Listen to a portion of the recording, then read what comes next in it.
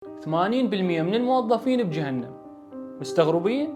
شوفوا هذا الفيديو. لو عاملنا الله بعدله والله أكثر من 90% من الموظفين في نار جهنم. لو باقوا وياي على 80 مو أحسن؟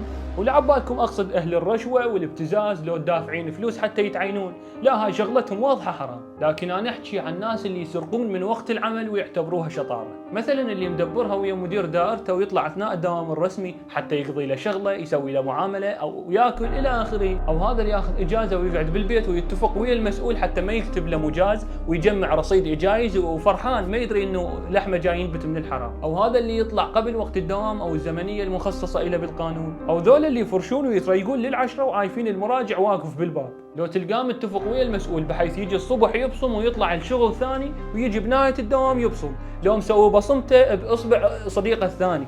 لو يجي يبصم متأخر ويتفق وياه بالبصمة حتى يغير له وقت البصمة. كل هالطرق وأكثر 80% من الموظفين ما يقدرون يعيشون بدونها ويعتبروها شطارة، وأصلا يضوجون إذا المدير التزم بالقانون ومنع هذا الشيء. فلو راد الله أن يحاسب الموظف بعدله فكل هاي النماذج تعتبر سراق ويستحقون جهنم لأن ياكلون حرام. فكل اللي يسووه هو مخالف للقانون، وكل مخالف للقانون ما يجوز لك تسويه شرعا. لذلك نسأل الله أن يحاسب الكل برحمته وبعد يم الله. وإذا كنت تسوي هاي الشغلات فنصيحة ارجع لله واترك أكل الحرام.